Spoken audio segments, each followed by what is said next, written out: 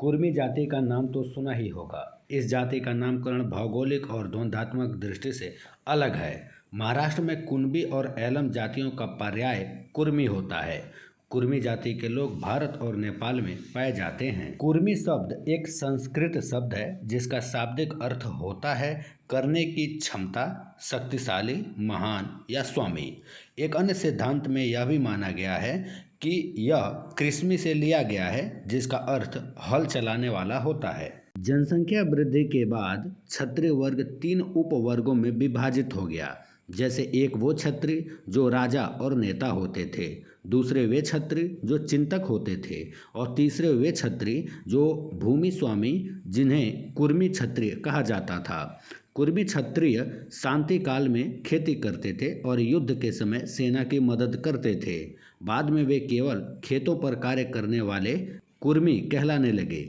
इस तरह कुर्मी एक वैदिक क्षत्रिय जाति है जो उन क्षत्रियों के लिए बनाई गई है जिन्होंने कृषि या खेती को अपना मुख्य व्यवसाय चुना है। कुर्मी शब्द कुणबी से लिया गया है जिसका अर्थ होता है किसान। पश्चिमी और उत्तरी अवध में कुर्मी किसान और बाजार के माली के रूप में भी प्रसिद्ध थे। मुस्लिम कुलीन वर्ग जंगल को साफ करने और उस पर खेती करने के लिए कुर्मियों को बहुत रियायती किराए की दरें देते थे।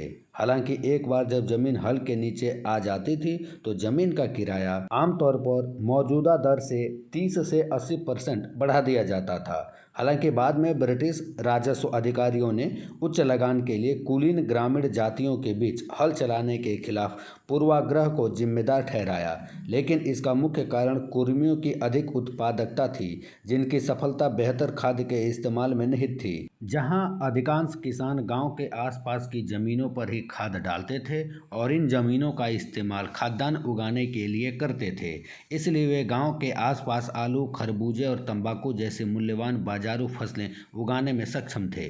मांझे में बढ़िया अनाज बोते थे और खराब बाजरा की जीविका वाली फसलों को परिधि तक सीमित रखते थे।